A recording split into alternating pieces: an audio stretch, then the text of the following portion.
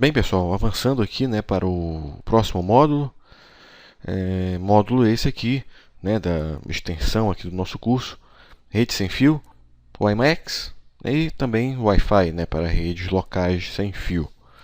Ok? Então avançaremos aqui inicialmente para redes sem fio locais, né, as redes famosas WLAN, tá? Inicialmente aqui com a base normativa para esse tipo de rede, né? Assim como nós nos atemos ao modelo OSI para redes cabeadas, também fazemos o mesmo aqui para rede sem fio. Então, o padrão I3E 802.11 para redes locais sem fio, assim como outros padrões, né, rede cabeada também, 802.3, 802.4.5 e etc., né, outros também aí podem fazer parte desta modelagem geral do I3E 802.2. Então, essa modelagem geral, claro, né, o 802, a sua estrutura geral está situada aqui nas camadas de enlace física. Tá? Então, mais especificamente falando, na subcamada MAC, ok? E também na sua camada física, né? Especificando aqui aspectos como, por exemplo, técnicas de modulação, e multiplexação e espalhamento espectral, ok? Então, apenas para contextualizar, né, nós temos a camada física aqui, onde você especifica em especial aí o meio físico e as técnicas de transmissão possíveis, e também na subcamada MAC, né, o padrão propriamente dito 802.11, tá?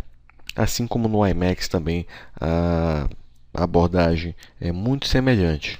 A camada aqui, que é chamada de camada de controle lógico, né, Link Control, essa é uma camada aí que é genérica, tá? Literatura diz que é uma camada aí que ajuda, né, a camada de enlace a se comunicar com camadas superiores, ok?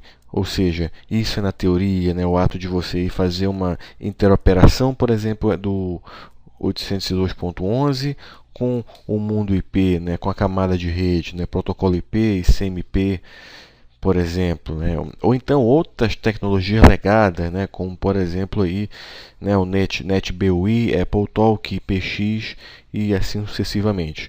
Isso na teoria. Então, na prática isso não é usado, tá? Se você pegar qualquer analisador de protocolo aí e procurar essa camada de controle lógico, você não vai ter dificuldade de encontrar, se é que você vai encontrar a mesma, tá, ok?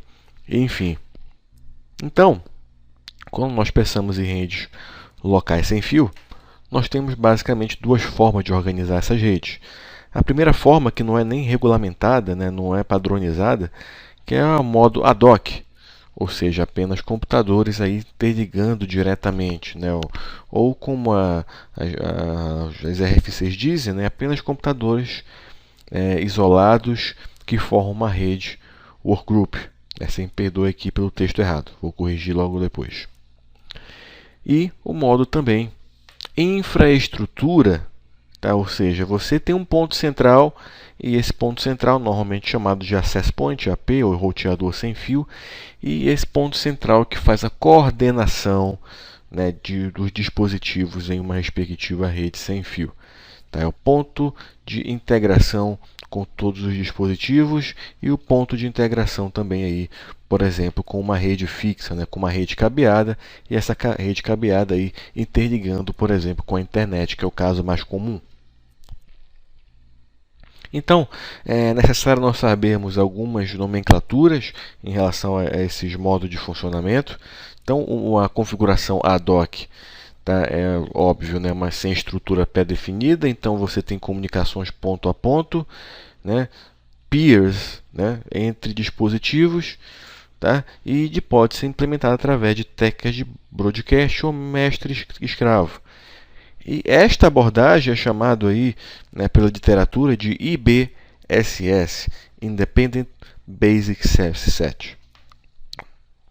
Em outras palavras, tá, uma IBSS, na verdade, uma rede ad hoc, onde os dispositivos aí se interconectam diretamente. E conceitualmente falando também, cada dispositivo desse, que seja um computador, seja um laptop, seja um tablet, enfim, estão chamados aí conceitualmente de STA, né, Wireless LAN Stations. Bom, a outra abordagem também que nós temos é o modo infraestrutura. Tá? Esse modo infraestrutura, né, o ato de você ter uma área aqui coberta por um access point, né, e os seus dispositivos é chamado de BSS, tá? Basic Service Set. Tudo bem? E o ato de você ter várias Basic Service Set interligadas uma com a outra, essa interligação pode ser tanto cabeada, como no nosso caso aqui, né, por um chamado conceitualmente de sistema de distribuição, ou Distribution System, ou DS, também você encontra em prova.